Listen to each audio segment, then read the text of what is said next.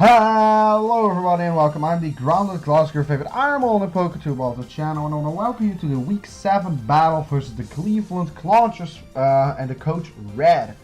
As you see on the screen right now, we do not have Red on the screen, we have EZ on the screen. EZ was the substitute for Red for this week's battle, so we at least had the video on the channel. So shout out to him as well. And this is actually going to be a very good match in my opinion, and I really hope you enjoy as well. Currently right here, if you take a look at the team right here, you see that he does bring the Magnezone, the Suicune, the Charizard, the Alola Muk, the Necrozma, the Salamence, and of course for the people who didn't watch the team builder, here's a quick go over the team. We have a Sub, Nasty Plot, Baton Pass, Ambipom. Then we of course have our Choice Scarf Dragonite. We have our Mega Blastoise. We have an Offensive Shaman. Defensive Shaman, I'm sorry. We have a Choice Scarf Nidoqueen as well, and then we have a specially defensive Rotom Heat. First of all, I just want to apologize for the sound on the outside. It's very hot in here right now, and I apologize if you have issues with that currently.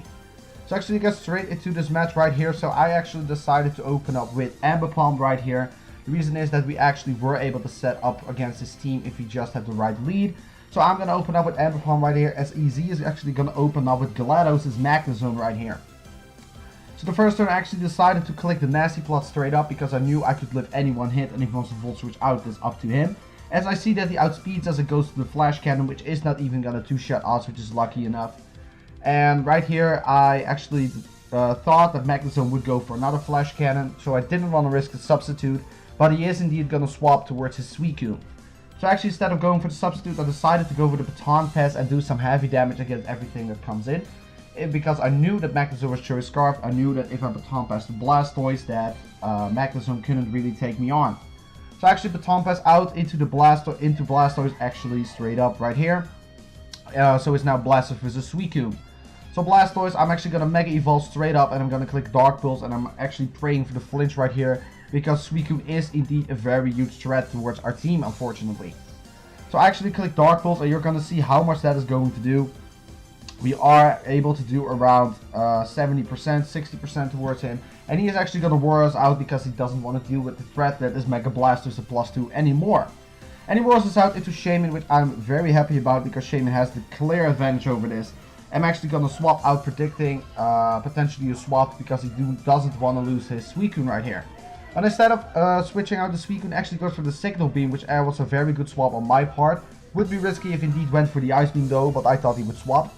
Now I'm actually going to go for the Rock Slide, expecting us to actually take him out because it was a roll. Unfortunately, we do not get the roll that we needed, and he is actually going to rest up. And see that we are dealing with a Resto Chesto Suicune right here. So Suicune is going to restore his health completely, so all the work that Mega Blastoise did was all for nothing, and we're back to square one, where we have only a damaged Pokemon right here and did not do damage towards him. So actually, since I don't want to take a Scald, I actually go with the Shaman straight up to take the potential Scald, as he's actually going to withdraw his Suicune and goes into the Alola Muk. Which is a very good play on his part, and actually I'm going to switch out back again the Shaman into my Nidoqueen, because Nidoqueen is able to take on Alola Muk. As Alola Muk is actually going to go for the knockoff, which actually benefits us in this case, because I didn't see in a way that Choice Scarf Nidoqueen could help us out later in the long run. So actually right here, Nidoqueen can go safely for the Earthquake. We are not going to over-predict, and which is going to leave us KOing with the Alola Muk. So Alola Muk is going to take the field off right here. And Nidoqueen putting up another kill, of course. So right here it goes into Rat, which is going to be his Salamence. And right here I could have swapped potentially, but I couldn't risk a Dragon Dance or something. So I actually clicked Ice Beam right here, as he's actually going to kill us with Dragon Claw, which is going to give him a Moxie boost, unfortunately. And right here I was really looking at the count of what mon should I use right here. And I was debating between Dragonite and Blastoise was the best mon I could use to actually take him on. So actually he's going to withdraw his Salamence right here, and is going to go into his Charizard right here. So since we were coming in on the Salamence, I actually clicked the Icy Wind, so we would reduce the speed of the Charizard, as well as getting 4 times effective on the Salamence, and potentially lower something else's speed. So lower the speed right here, and we are gonna swap out right here because I don't know that because Water Pulse is not gonna be able to take him out, and I don't want to die to a Solar Beam. But instead of that, he actually goes to the GLaDOS versus our Rotom, as Rotom was our swap. And I could take this opportunity to actually go for the Protect because I knew this GLaDOS was scarfed to scout what he could do. As the Nidoqueen is gone, he can safely Volt Switch out. But since I saw that he wants to Volt Switch out and we are specially defensive, I could take this opportunity to indeed also go for the Volt Switch. He now actually goes into Unlucky, which is his Necrozma, and actually I decided my other plan would also be to Thunder Wave something because I didn't know what was coming in. I thought maybe the potential of Salamence was coming in, so that's why I did it. And right here we begin some leftovers recovery, and since Necrozma is a very big threat towards my team because I don't know what Necrozma can do, I actually decided to Volt Switch out of here straight up and we're going to go straight into the Blastoise. The reason I went Blastoise on the Necrozma is A, we can potentially get rid of rocks, B, we can get rid of setup, and we can also hit him super effectively with the Dark Pulse we are carrying. He actually reveals to us that he is the Psycho Cut Necrozma again, and he is actually going to crit us, unfortunately, which leaves us out of range for potentially living a Dragon Claw from a +1 Salamence, unfortunately. So we are actually going to take the Dark Pulse because I went for the Dark Pulse because we can get super effective damage off, and he's paralyzed and has the opportunity to flinch. We crit him straight back, which was good enough, and he is actually going to go for the Stealth Rock. Us getting a crit, his Stealth was pretty good because now we actually are able to take him on and KO him with Rapid Spin and get the rocks off of the field. But I was very scared of Rapid Spin actually killing. I didn't think it would be. But I actually decided to indeed click Rapid Spin still because we do not put rocks in the field with a Rotom and a Dragonite. Rapid Spin is not going to be able to actually take out the Necrozma right here, but he unfortunately gets paralyzed again, so it was a plus side for us. Right here I could have taken the opportunity to go for the Dark Pulse or for the water move that we have, which is Water Pulse. And on this turn I actually decided to go for the Water Pulse just in case he wanted to swap in something to take the move. So we revealed that we have Water Pulse as well, and we are going to be able to get rid of Unlucky the Necrozma. Next out he's sending into the Charizard, and I didn't quite know what I could expect from this thing. So I actually decided to still keep Zaratan in the back for the damage that he can do and go into Gibson because we are designed to take on Charizard Mega Y. This turn he actually is going to go for the Mega Evolution, and he is gonna predict us to switch out into the Rotom because it was an obvious swap last time. And he's going to set up Drought, of course, and is then going to proceed to continue with the Fire Blast. Fire Blast is going to do a ton towards us, unfortunately. We are going to take around 30 to 40% from that, but we still have leftovers in the back. And I knew the Charizard couldn't really touch us unless he misses Fire Blast or crits us in that case. So Charizard is going to stay in and go for the Fire Blast and misses, unfortunately, as we are going to Volt Switch out on this Charizard. We are going to do plenty amount of the Charizard to the point where another amount can potentially take him out. And actually decide to go into the Ambipom right here. Ambipom was faster than the Charizard. I was able to Thunder Wave it if needed and maybe something else. But I actually wanted to slow him down, not with Rotom though. So actually go for the Thunder Wave, and right here he is going to be able to get no move off because he was paralyzed, unfortunately. And actually, since he was paralyzed, I did want to play around with the hacks that we were dealing with right now and actually went for the Substitute. We went for the Substitute just in the case that he indeed was paralyzed, which he is, unfortunately, for him. And now I wanted to actually Baton Pass out with the Substitute because I thought that he probably would go for the Fire Blast as well, which Dragonite resists, and then our Self would potentially not be broken, and we could potentially take on the Salamence as well. So I'm actually going to bring in Dragonite as he's actually going to go for the Dragon Pulse, which actually caught me off guard because I didn't expect that. So he actually is going to go for the Dragon Pulse, which is of course super effective and is going to break our sub. So Dragonite right here is going to be able to actually take out this Charizard with the Dragon Claw, which is going to leave us within a clear advantage at this point. Dragonite is taking some lives right here. Charizard is going to faint, and now he goes into GLaDOS. Thinking that the GLaDOS right here could go for the Hidden Power Ice or indeed Volt Switch out, I actually decided to go into Rotom, even though Charizard is dead. Rotom would be expandable. He indeed goes for the Hidden Power, but he reveals to us that he is indeed Hidden Power Rock right here. So we are going to regain some leftovers recovery, and I was really scared that he indeed had Hidden Power Rock, and I also thought that he at this point would be Choice Scarf Sturdy. He is going to swap out his Magnezone right here, and is going to go into the Suicune on our... excuse me. I'm gonna go for the Protect again just to regain some leftovers recovery, and didn't know what I was quite dealing with and was able to see what his play would be.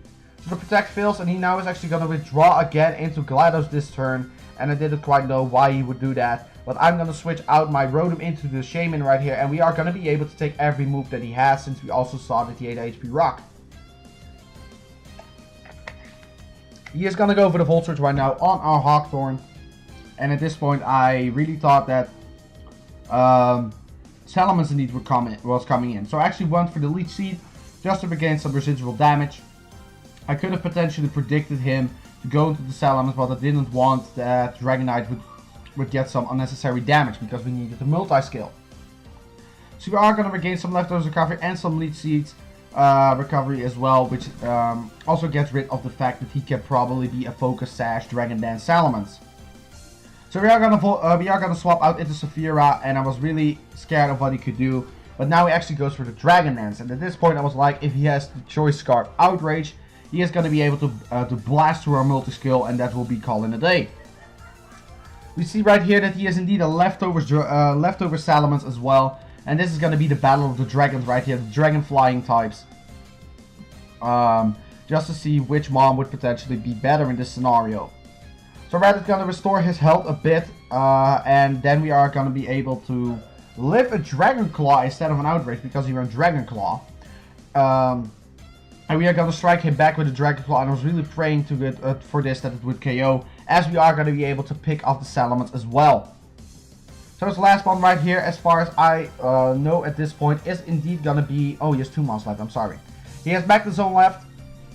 And we are going to switch into the Shaman right here because that was the obvious play. Because we are able to take any hit from him as well. So he goes for the Thunderbolt, is not going to do that much. And at this point I also knew that we probably would swap towards the Suicune right here. So I made a hard play right here and thought I need to go for Broke right here. And I actually go for the Seed Flare and to do tremendous amounts of damage towards the Suicune. As he indeed is going to swap into the Suicune on our Seed Flare. So we are going to click Seed Flare, and as you can see, we are going to do almost a one-shot right here versus the Suicune. We are lowering his special defense, which means if you go for a Seed Flare and he goes for Rest, he is not going to be able to take us on anymore, because we OHKO him at this point. So at this point, I decided to go for Leech Seed to riddle him down a bit, if he indeed went for the Rest. As we are going to see that he is actually going to go for the Signal Beam, and is going to be able to do some tremendous amounts of damage towards our Shaman. Since we are physically defensive and not specially defensive, we are able to eat it up, but not as best as it would be if we were specially defensive. So we are going to get some more Leech Seeds recovery as well. And at this point, I really thought that he potentially would go for the Rest, which would give us 2 turns actually to play around with. So I actually decided to switch Shaman out of here and go into Saphira, the Dragonite. And we actually swapped into a Scald, and at this point I really... Pray to the Lord to not get us burned right here, as we are not going to get burned, luckily enough. And Suicune is going to die towards the Leech Seed recovery. So as we know that Magnezone is Choice Scarf as well. We know that Saphira is Choice Scarf if you watch the team builder. We're just going to leave the fact that he is at full health and is going to be able to pick us off right here. We are outspeeding, of course, and we click Earthquake, and I really thought that it would be sturdy. But it reveals that he is not a Choice Scarf sturdy Magnezone. Which reveals to me that he probably is analytic, or he indeed is Magnet Pull. So this was actually the match versus Red Rampage, and I want to thank you all so much for watching. We are currently rocking at a 6-1 victory right here, and also we are currently 6-1. And then next week we are actually going to play against Lady Emma Sky, so stay tuned for that. If you're a proud member of the Low Land Nidoqueens, be sure to leave a like down below. Subscribe if you're hyped for if you like the content that I provide. And I'm the Ground Glass Grant, and I will see you in the next video, whatever I'm gonna make. I will see you next time, and I'm out. Bye.